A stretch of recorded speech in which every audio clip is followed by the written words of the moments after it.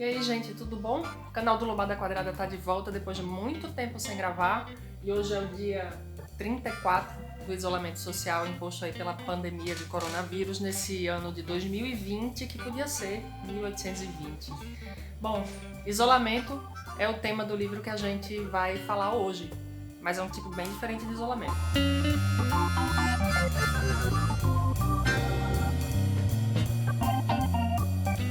Vamos falar sobre 100 Dias Entre Céu e Mar, do Amir Klink.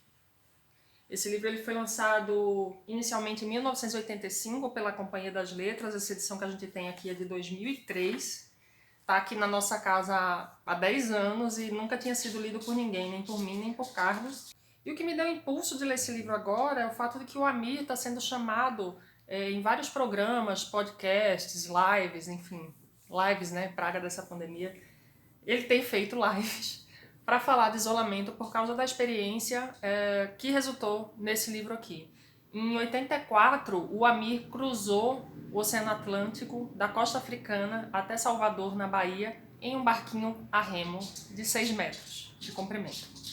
Isso pode parecer maluquice a princípio, e mas é também um grande projeto técnico e científico. É um cara que respeita e bebe muito da ciência, da técnica, da história da técnica, das pessoas que tentaram fazer coisas semelhantes antes dele, da evolução da navegação no mundo. Então tudo isso está colocado aqui nesse livro, que é um relato dessa aventura 100 dias remando da água. E o Amir está sendo muito chamado para falar sobre esse tema de isolamento porque ele fez essa travessia sozinho, né? O barquinho era bem pequenininho, como eu já mencionei, pouco mais do que uma canoa.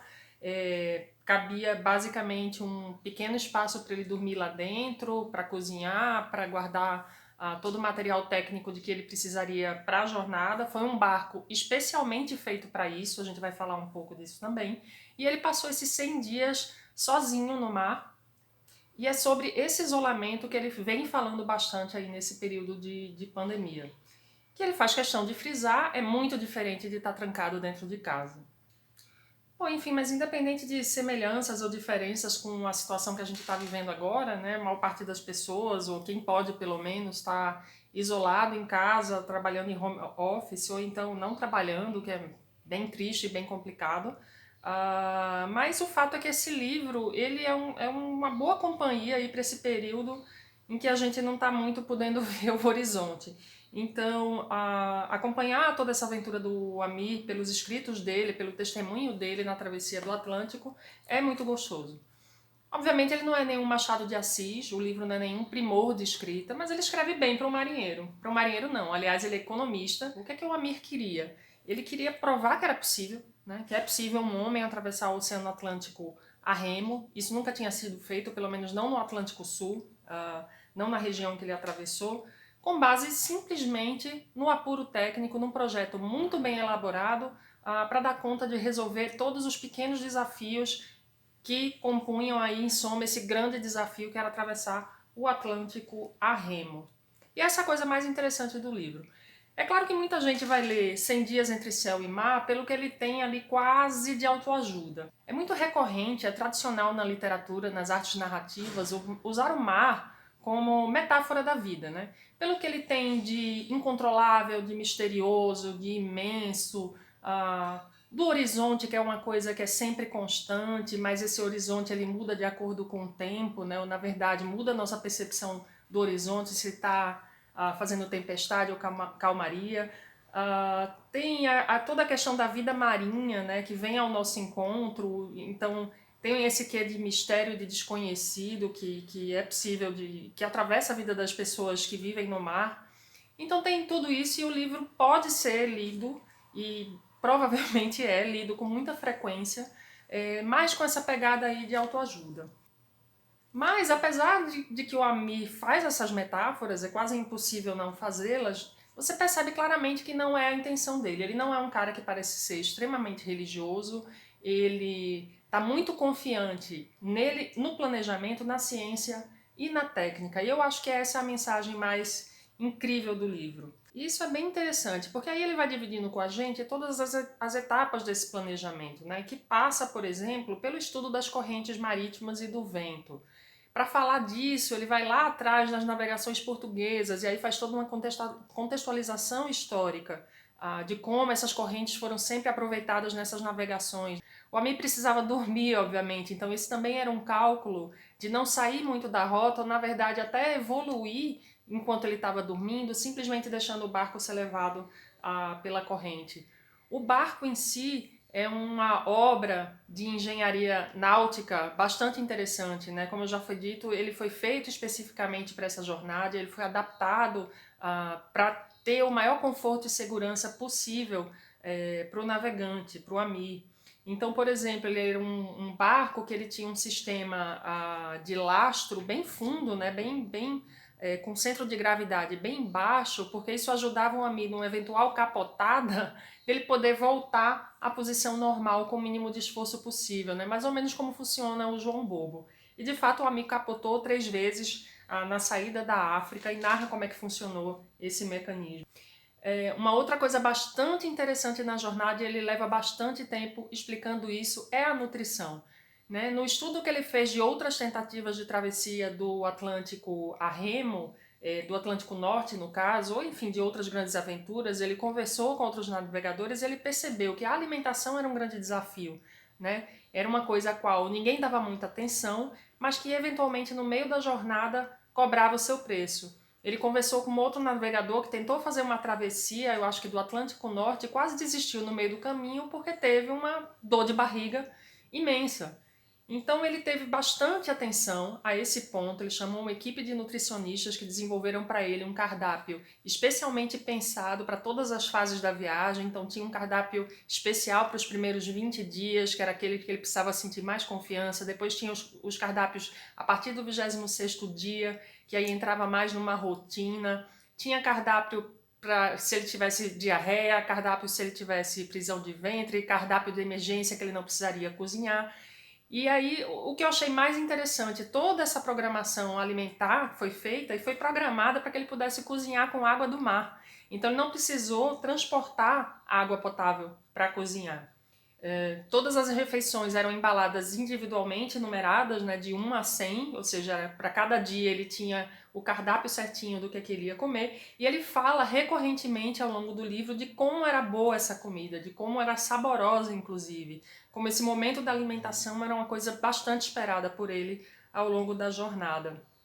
Uma outra coisa que ele fala bastante, com bastante recorrência, ele virou radioamador para poder fazer essa travessia. Né? Ele implantou um aparelho de rádio de ondas curtas, ele conseguia se comunicar com outros radioamadores do mundo inteiro por esse radinho, e com isso ele tinha notícias do mundo, ele conseguia passar mensagens para a família, conseguia se comunicar com a família aí com uma recorrência, e o que dava tranquilidade a todo mundo de que ele estava de fato evoluindo. Ele se comunicava também com navios militares brasileiros ou navios civis que o ajudavam também a confirmar sua posição e a ter uma noção da previsão do tempo para os próximos dias. E aí, voltando um pouco para a coisa da construção do barco, é bem interessante como o Amir vai pontuando ao longo do livro a admiração que ele tem pelas técnicas populares de construção naval. Então ele é um grande fã de canoas e de embarcações feitas artesanalmente. Ele mora na cidade de Paraty, né? Sempre morou, se relaciona com pescadores, com mestres barqueiros, e é muito bonito um trecho em que ele fala como considera isso uma verdadeira arte colocada a serviço da técnica. Né? Ele fala muito de uma canoa chamada Rosa, que ele comprou de um canoeiro de Paraty, que é um xodó dele. Então, uma coleção de remos. Então, isso também faz parte do repertório do livro. E aí, sobre a confiança que ele tinha, né, no projeto, ele diz assim: a ideia me mordeu de forma definitiva quando percebi que não havia nada de tão absurdo em cruzar um oceano remando, ao contrário do que eu pensava até então. Havia muitos problemas, é verdade, centenas de problemas, mas todos, sem exceção, tinham uma solução. E o único, verdadeiro problema seria organizar meticulosamente todas as soluções. Sem perceber, lancei-me num sofisticado desafio de logística e planejamento que pouco tinha a ver com os meus receios em relação ao mar ou a força física necessária para vencê-lo, e mais diretamente se aproximava dos problemas que, como economista, eu era frequentemente obrigado a resolver. Então é um pouco isso, né? É muito menos um desafio de força, de temperança, um pouco também, mas era principalmente um desafio de gestão de projetos, digamos assim. Mas aí voltando ao tema inicial do começo da nossa conversa, né? Por que que o Ami está sendo chamado a falar tanto sobre isolamento, né, nesse período? Obviamente ele ficou sozinho no meio do mar, mas quando você ouve ele falando, ele não se sentia isolado, na verdade.